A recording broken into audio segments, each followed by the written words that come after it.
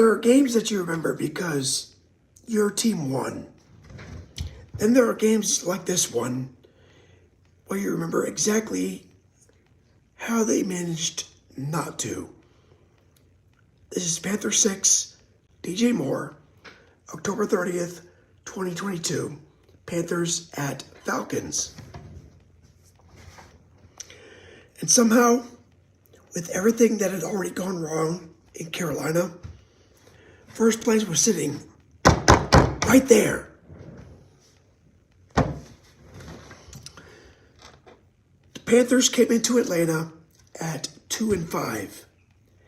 And that sounds like a team whose season was already dead, but it wasn't. Matt Rule was fired 3 weeks earlier. Steve Wilks was the interim coach. Christian McCaffrey had just been traded to San Francisco. Baker Mayfield was hurt. PJ Walker was starting. And the whole organization looked like it moved from save this season to let's figure out what survives this.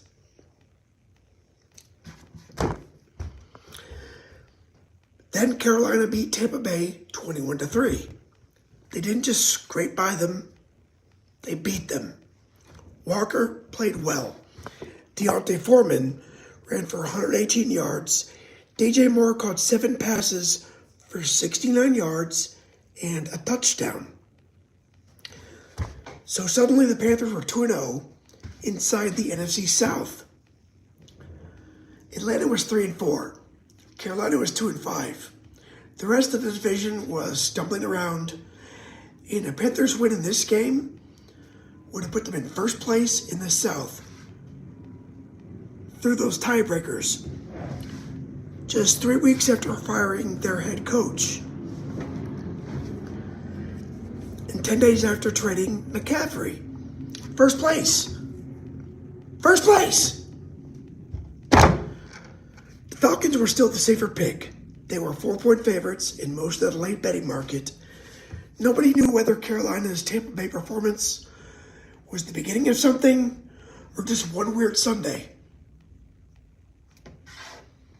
Atlanta had Marcus Mariota at quarterback in a pretty good running game, while Carolina was basically saying, okay, PJ, hey, do that again.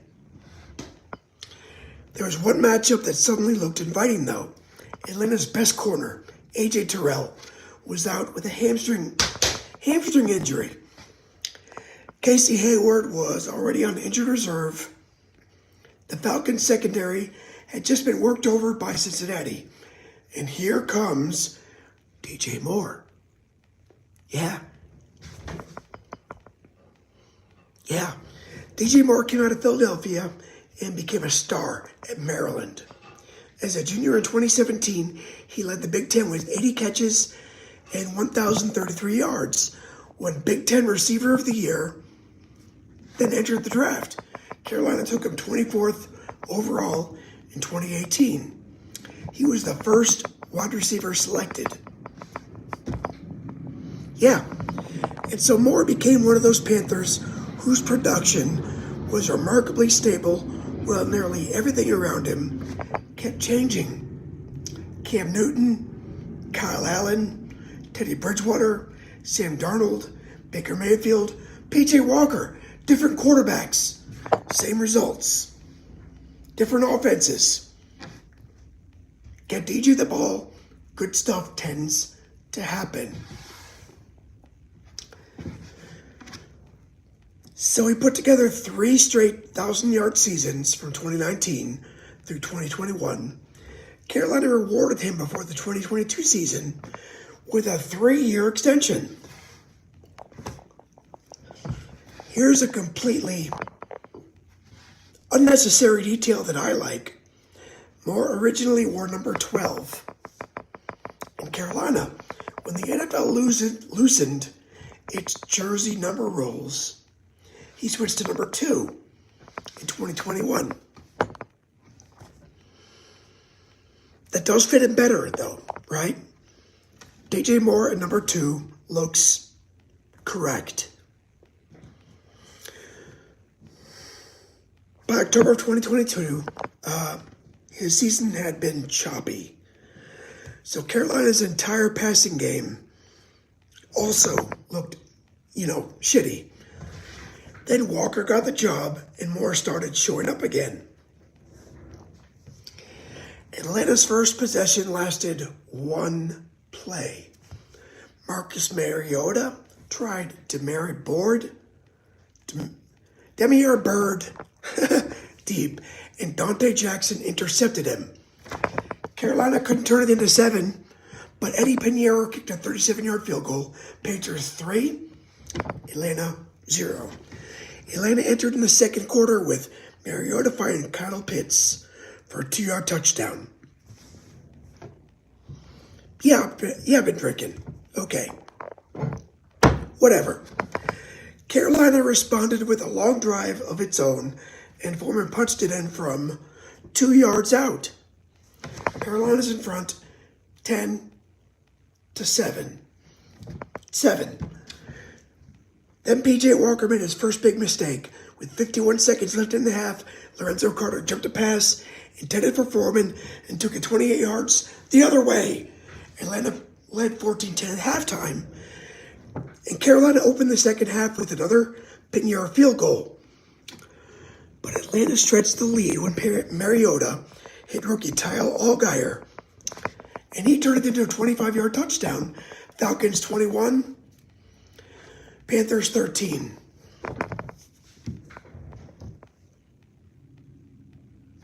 Foreman scored from a yard out. Carolina got the 2-point conversion. Tie game, 21-21.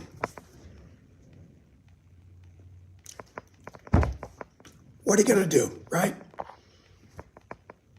Younghoe Koo answered with a field goal, so Atlanta was leading 24-21. Then, the Panthers drove 60 yards, with Moore making catches of 5 and 21 along the way. Foreman finished it with his third rushing touchdown of the day, this one from 12 yards. 3 minutes, 12 seconds left. Carolina leads 38-24. So now you're thinking, maybe they're actually doing this, but no. Atlanta needed 40 seconds, and that's it. Mariota hit Allgeier for 16. Drake London got 17. Then after a false start backed Atlanta up, Mariota found former Panther Demary Bird for a 47-yard touchdown. Falcons 31, Panthers 28. Ooh, so Panthers got the ball with 2:14 left, went nowhere. 4th and 17, Walker tried more, couldn't connect. Atlanta took over at the Carolina 18, burned the Panthers' remaining timeouts, and kicked another field goal. 36 seconds remaining. Atlanta 34, Carolina 28. This one's over. Except P.J. Walker completes a 13-yarder to Terrace Marshall. 23 seconds.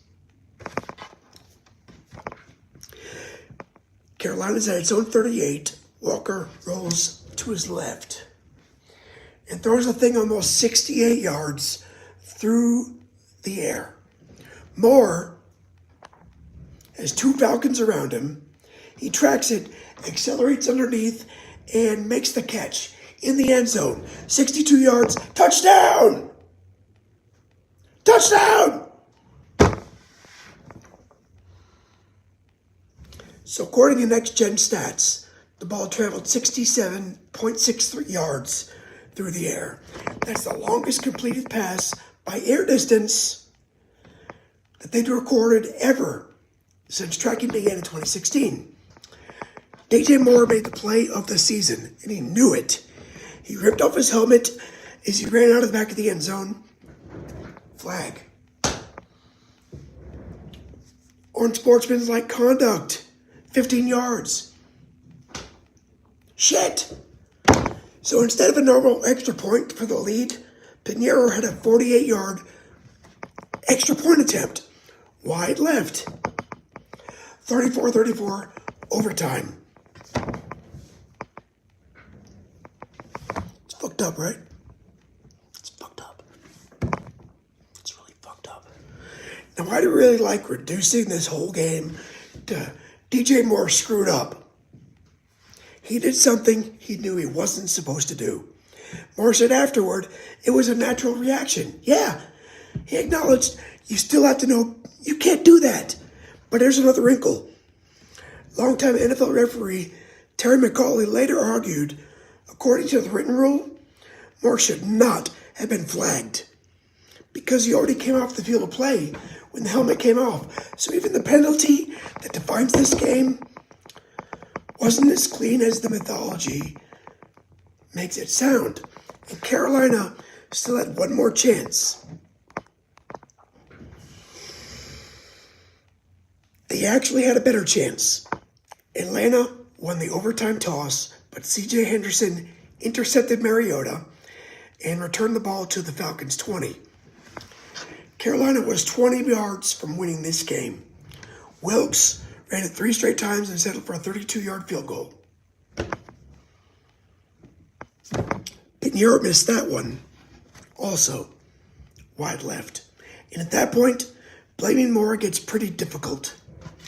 Atlanta took over. Mariota eventually broke loose for a 30-yard run, and Koo finished the game with a 41-yard field goal. Falcons 37, Panthers 34.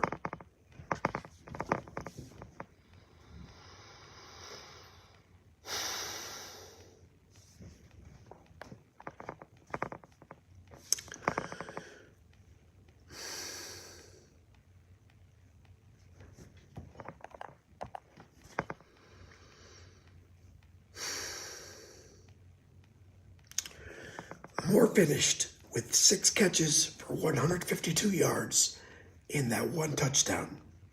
Foreman ran for 118 and scored 3 times. Walker threw for 317 yards. Carolina gained 478, and they still lost. So, where do you put this one? Do you put it on Moore for the penalty? Do you put it on Pinheiro for missing 2 chances to win? Wilkes for getting conservative after the overtime interception? Or do you just put this entire game into a box marked Panthers, Falcons, nonsense and move along? Moore didn't dodge it later. He admitted the celebration got away from him.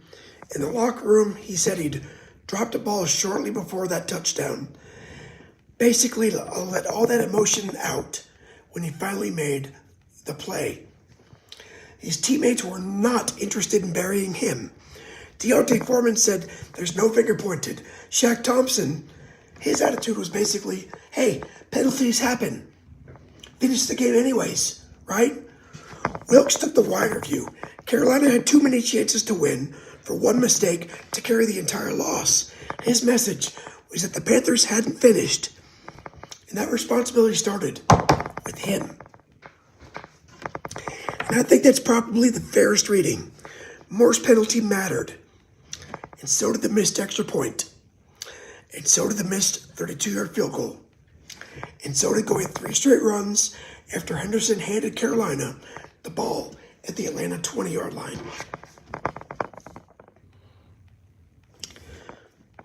A football game gives you plenty of places where you can lose.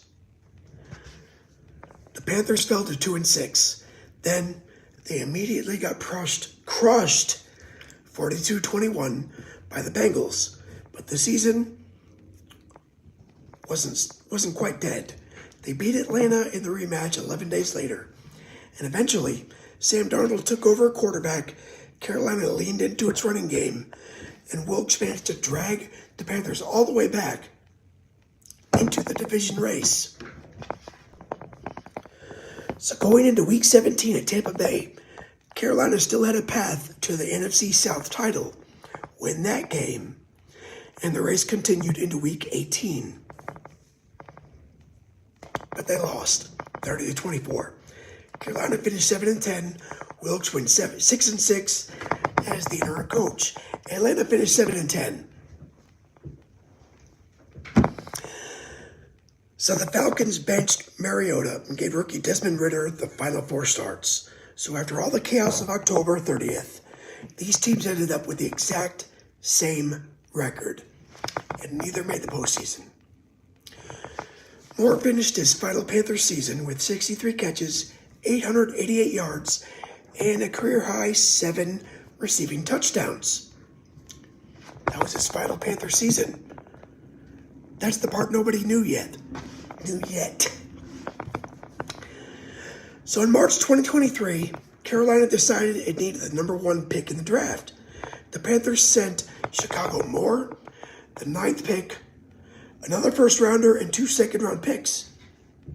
Carolina drafted Bryce Young. Chicago got DJ Moore. So yeah, Moore immediately had the best game of his career. 96 catches, 1,364 yards, 8 receiving touchdowns, 2023. The Bears gave him a 4-year, $110 million extension, 2024, and he followed with 98 catches, 966 yards, and 6 touchdowns. But his role started to shrink in 2025. He finished with 50 catches for 682 yards and 6 scores.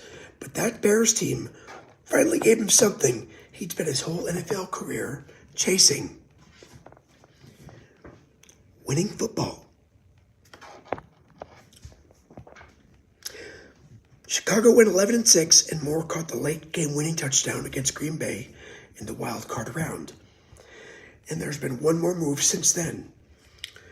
In March 2026, Chicago traded Moore and a 5th-round pick to Buffalo for the Bills' 2nd-round selection. So as I'm recording this, DJ Moore is a Buffalo Bill, getting ready to play with Josh Allen and reunite with Joe Brady, who coached him way back in Carolina. 8 NFL seasons, more than 8,200 receiving yards.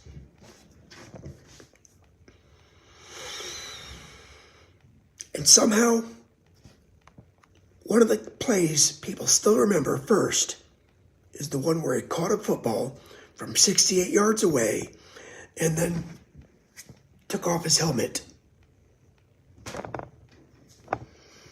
Footballs mean like that sometimes, but whatever. Next up, we're changing sports. Astro 75 takes us to Seattle, April 22nd, 2014. Colton McHugh got claimed off waivers by Houston a few months earlier, and he'd never won a start ever in the majors. The Astros called him up from AAA and handed him the baseball. 6 2/3 scoreless, 3 hits, no walks, 12 strikeouts. 12! Suddenly, the Houston Astros found themselves another starting pitcher. Holy crap! But that's Astro 75. This was Panther 6. I'm Kevin. Thanks for stopping by. Thanks for sticking around. Hey, thanks for your comments. Hey, check out another one. I really